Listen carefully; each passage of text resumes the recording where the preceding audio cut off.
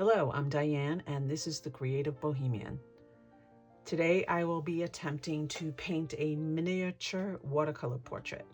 I say attempting because painting within a 2-inch by 3-inch piece of watercolor paper is very challenging. The smallest paintbrush while making tiny brush strokes is difficult at best. When you have never attempted it before, it's very difficult, I can tell you that. I did persevere and I came up with a final portrait to show you. I thought I'd bring you along for the adventure.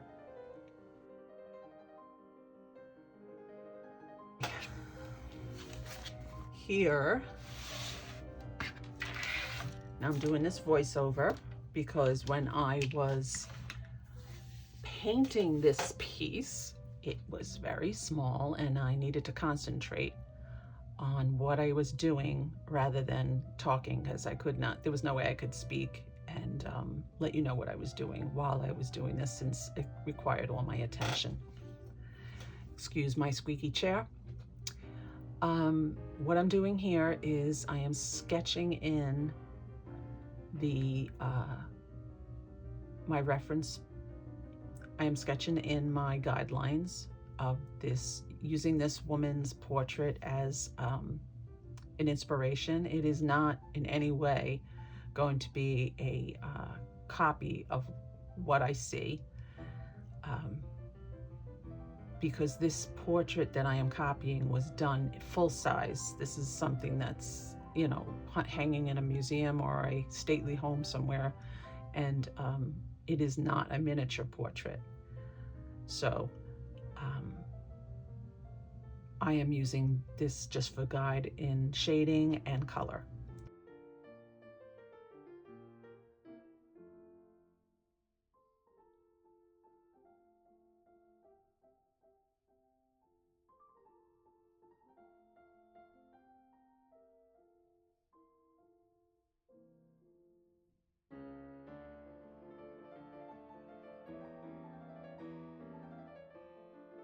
Because I use a watercolor pencil on any watercolor that I do rather than a regular graphite pencil, I always take a clean brush of water and I just soften the sketch so you don't see the sketch lines, and basically everything that I need is just a guideline, and it's like an underpainting that you would do in a larger painting.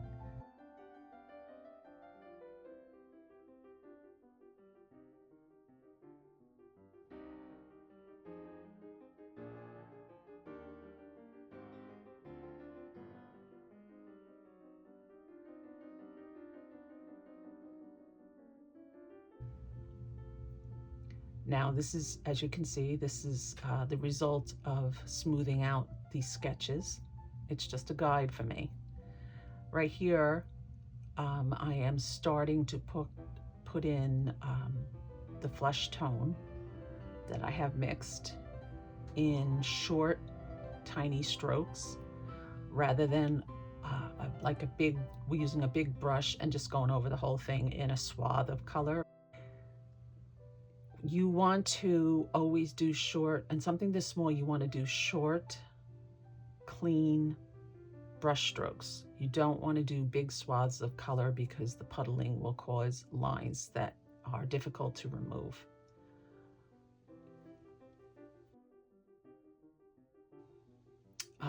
Here I am, oh, see, and with that paper towel, that is me puddling. Like I every now and then you're going to see me use a paper towel to remove some color if I think I've either gone too heavy with the color or there's too much water. So right now I am adding, you can see I'm adding a little bit darker color in order to start laying down the shadows that would give her shoulders dimension.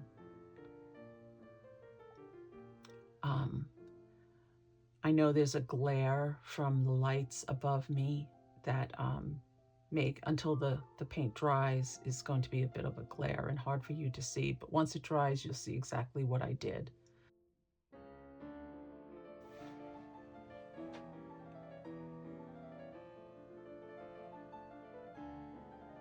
I do switch between a very fine brush, a medium brush. This is a medium brush as I'm laying down more of her chest color at her flesh tones. And when I get into detail, I use a much finer brush. The brush that I am using right now in this is an 18/0 Loew Cornell. When I get down to the nitty gritty, when I get down to the really fine part of, when I get down to the finer brush strokes, I change to a 10/0 Loew Cornell.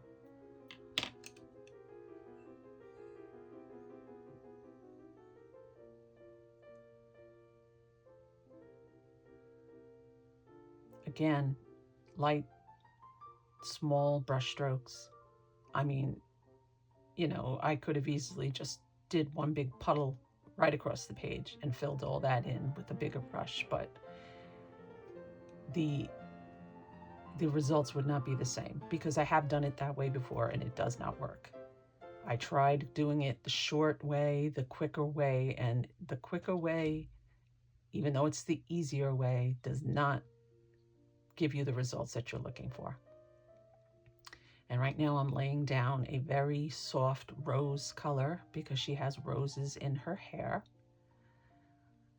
And as you can see, they're barely discernible, but I will be adding color as I go along because right now I'm just still blocking in basic color. And I'm using that 18/0 brush, which is a fairly small brush in comparison to your usual watercolor brush, but it is a brush that is like a medium for this. I'm adding, now I am blocking in the hair color.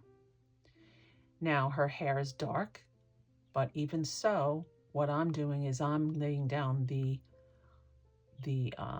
color of the highlights so that when I go over with the darker hair color, I can already have a basis for the highlights in her hair. That's the purpose of using such a light color to lay down her hair first. We're always going to go from light to dark. Now I'm just watching this as I'm thinking about what else I could tell you. That's on the other side. And if you compare it to the original, there's a little bit too much hair to the right, and you'll see that I fixed that. I'm constantly reshaping the outline of this. Now I went to the fine brush and I'm adding another layer of those highlights where the highlights need to be.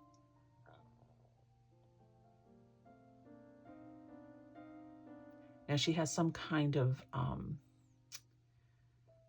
that is, I guess, some kind of braided roll that she has on the side of her head there, and I do attempt to recreate that, although it's not easy because, again, it's so small that it's hard to even see for me, let alone in the final product. Okay, now, again, still working on the hair.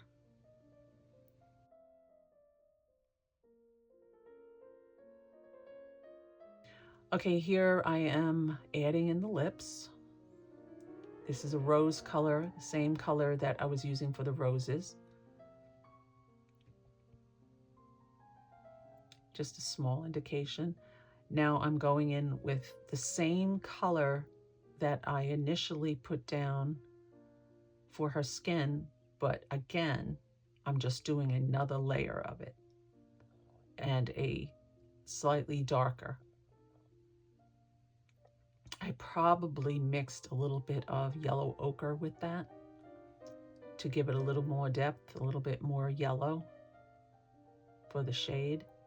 And as you see, as I put it on, I do smooth out the hard edges whenever I can. still using small strokes.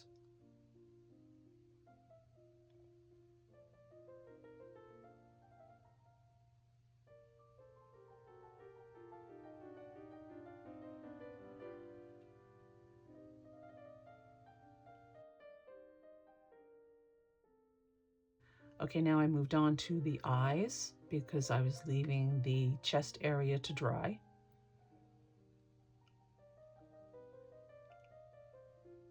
What I am adding is the shadow, that was the shadows over the eye sockets where the eye folds are.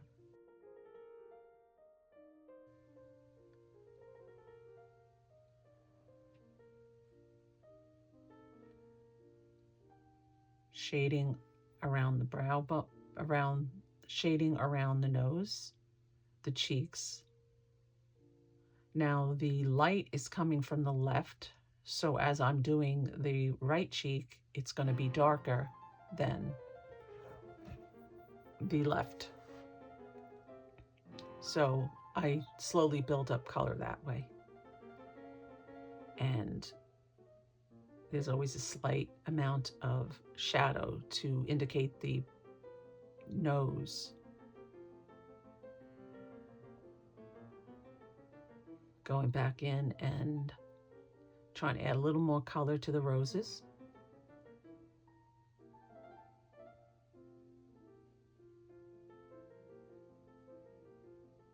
Softening them. Constantly reshaping everything, constantly. Okay, now, here I am going in to put in the iris of the eye. And I'm painting this small. This is one of the most difficult things. See, I wasn't happy with them, so I went in immediately with the paper towel and got rid of it, or at least softened the color. But because it's wet, even though I went in there and I dabbed it, because it's wet, it needs to dry before I go even attempt to go back in and fix it. Otherwise, you would just have things bleeding all over the place and you just have a mess. So you have to be patient and you have to wait for each area to dry, even if it was a bad area that you dabbed at. It still needs time to dry. Putting in all the little green leaves that are part of the floral pieces in her hair. Softening that shoulder. I'm just going to give you a heads up that that shoulder is going to be a problem for me later on. It's just spoiler alert. It's going to be the bane of my existence for the time that it takes me to do this painting. But you will see all that if you stay with me.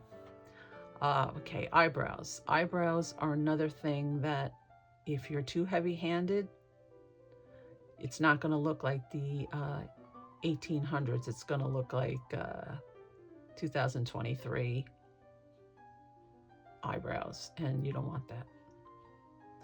Got to always remember the time you are painting for. This is a painting from, I would say, from the way her dress is, it's probably around 1820, 30, especially the hair. That's of Queen Victoria hair, if I ever saw it. Trying to thin out those dark marks I made of her lashes, which is another thing. They did not wear eyeliner at that time, so you have to be very delicate on how you indicate anything that has to do with the areas where makeup would be. We have a tendency to accent that part of our bodies, but back then there was no makeup. Well, there was makeup, but a woman like this would not have worn it.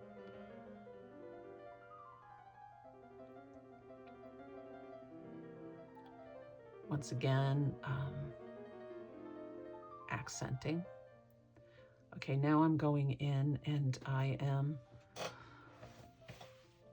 starting to form the side of her face by going in a little darker with the hair. Another thing, like, I don't know if I said this before, but when I start to get into the details, and because you can only work one area at a time, and it's often to your advantage to be working as a right-handed person. I'm always working with my brush on the right side, so if I have to flip things, so I'm constantly flipping things. So if you get dizzy, that's why. I flip my canvas constantly. I do it on large painting as well, but not as often. But something this small and detailed, you really have no choice. You have to turn the canvas so that you're always working towards you instead of away from you.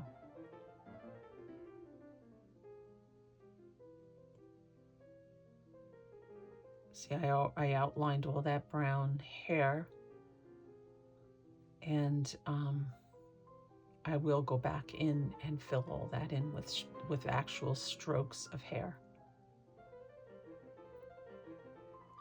Working with that fine brush, the 10/0. For the most part, that's what I'll be using for the rest of the painting. Doing a small accent on the chin, but again, it's kind of dark. Subtlety is not my best quality when it comes to painting. Now you see there, I'm reshaping the neck with clear water because I went over too far. Okay, here I am forming the loops of the braids.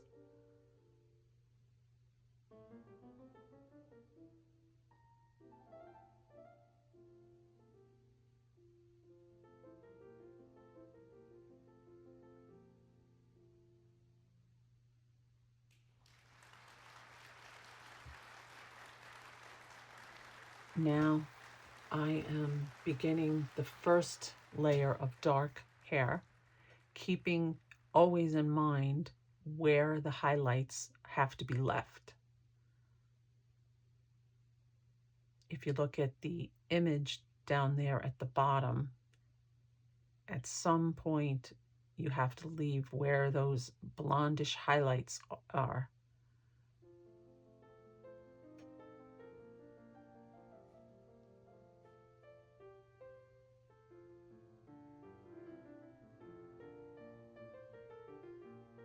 I don't, again, that neck for some reason was bothering me, and I kept working at it. And as I sit here watching it, I want to scream at myself, don't keep doing that, but I did. Sometimes you're too close to it and you don't see what you're doing. That is another thing. You need to learn to step back, take a break, step back, and really analyze what you've done, what needs to be done, and what can't be undone. Hopefully you never get to the point where you can't undo it.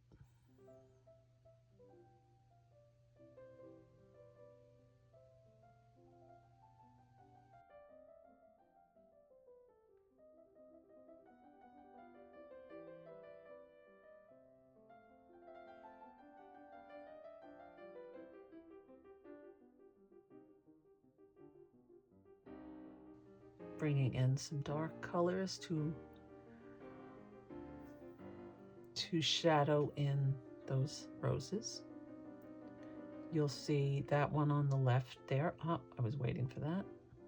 A little too dark.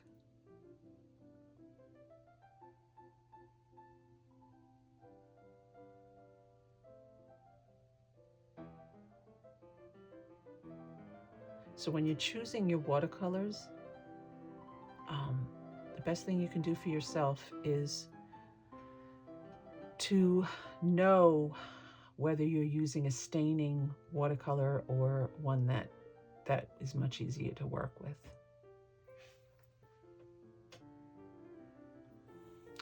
I'll put a list in the description of the colors that I did use for this painting so that you have an idea of what colors I used and how they reacted,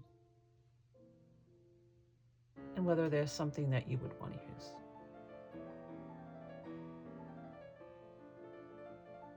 Giving her some full lips.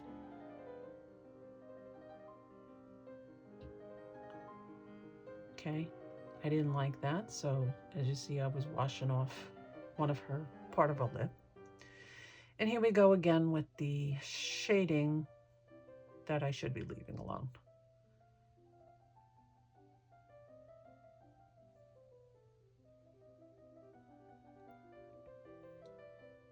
Now I'm going to go in and clean up those lips with clean water, because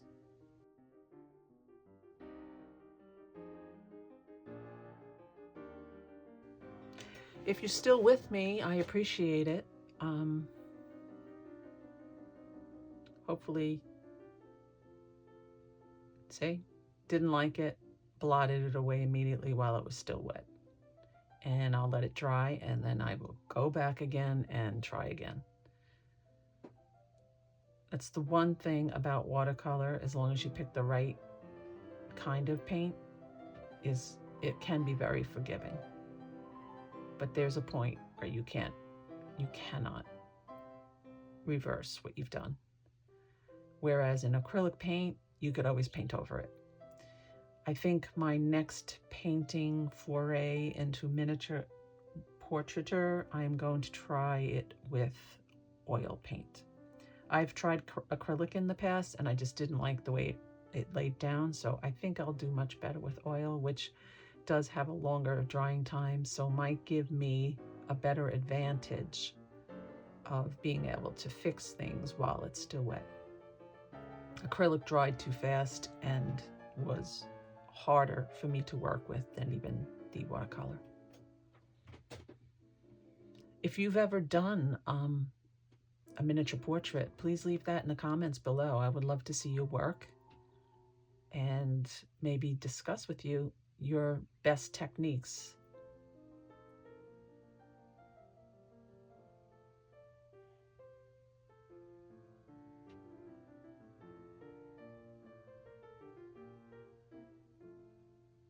Doesn't look like I'm doing anything, but I actually am. Okay, giving a little shading to the forehead, a little more shading to the jawline and the side of the face.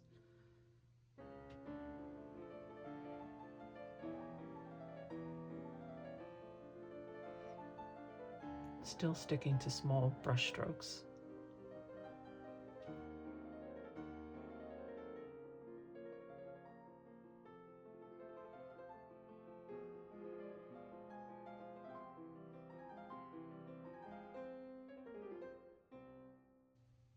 Collarbone.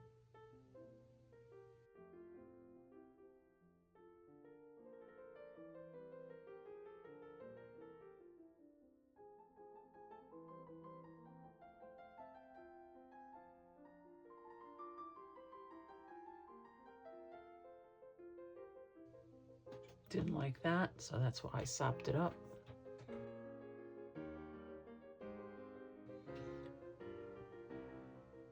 Okay, now here we are laying down the much darker brown brush strokes for the hair. Short to long, depending on whether I have to leave a space for highlights.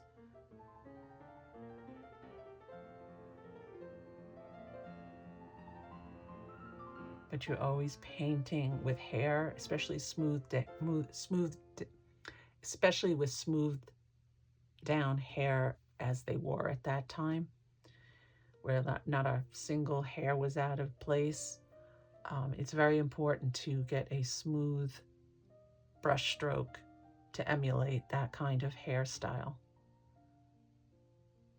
Whereas a curly hair would be a whole different process.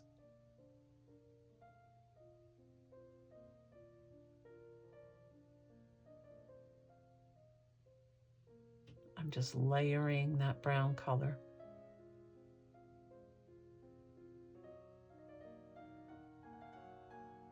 Okay, we're leaving that to dry, and we went back to the eyebrows. Try to make them fit. Oh, and that's the eye folds, the eyelids.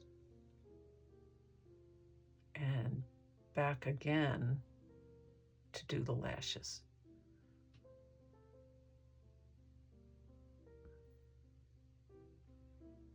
Eye indicating the outer eye, accenting the nose and the nostril. Didn't like that. Let's clean some of that up. If listening to my voice is annoying you, be my guest to turn down the sound. That's fine. I can imagine. If it's not your bag, if it's not your thing to listen to someone ramble on for 45 minutes, I will not take any kind of offense if you just turn the sound off and just watched.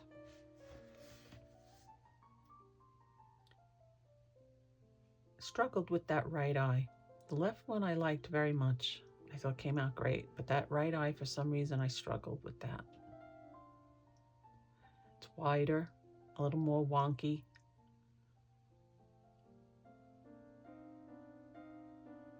Not sure why. I was not.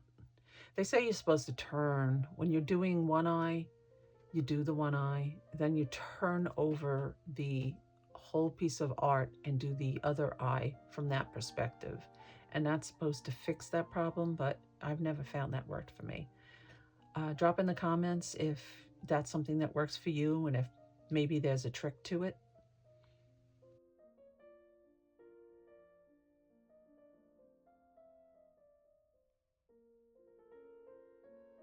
Shadows in the flowers using a darker brick red color.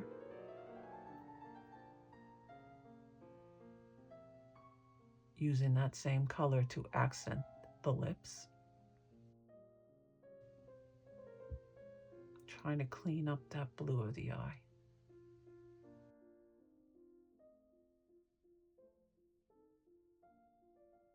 Putting a little bit of blush on, giving the face a little bit more color.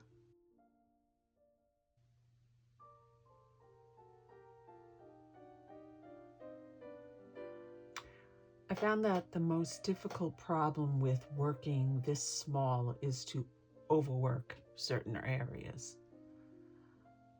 You can do that with just one too many strokes of color when you would have done better to just have left it alone. This is all a part of the learning process, I suppose. I am learning when to know when an area is done and to keep working at it. I am still learning to know when an area is done or when it should still be continued to be worked at. And you will see not too far after this laying down of this blue background color that I begin to overwork the whole piece, and I'll point out exactly when that happens. We're laying down a nice aqua color blue on the background.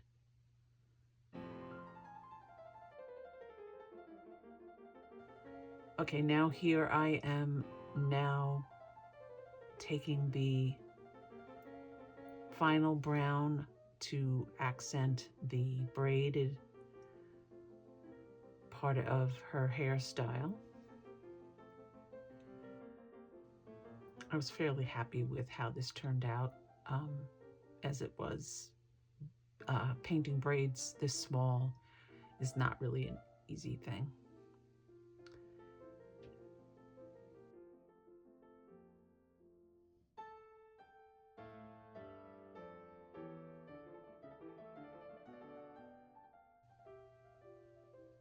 Just a slight accent of the chin, but here is where we go wrong. I made that dark line on the neck, the right of the neck and the right shoulder, and it becomes, I unfortunately mess it up after that. Because the line is so dark that I just couldn't leave it alone. I couldn't tone it down. So what I did is I compensated for it by starting to make the background in that area darker than it would have been had I stopped the way I really wanted the background to be, but I kept working it. And then since I was doing it on one side, I had to go ahead and do it on the other, and I was kind of messing up my shoulders on both sides. And I'm constantly working and trying to fix it, and it's just getting worse.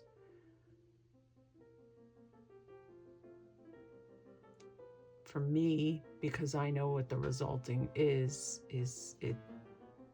it's quite upsetting to watch, because I just want to tell myself to stop.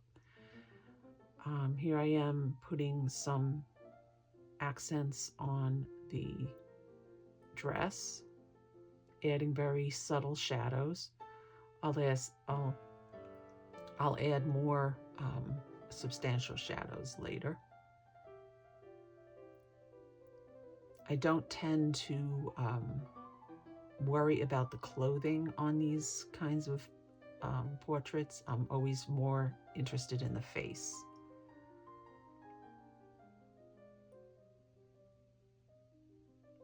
As you'll see, I'll continually keep going back to that background rather than just leaving it alone.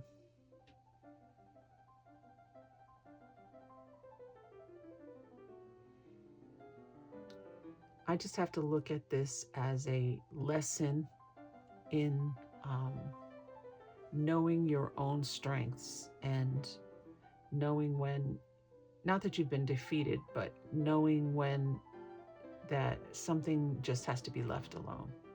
I think that's the hardest part.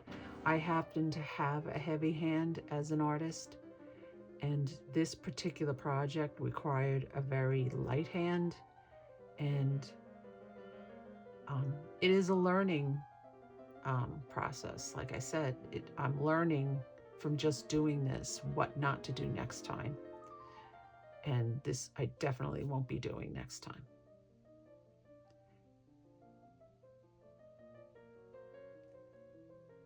I mean, it's not the worst thing in the world,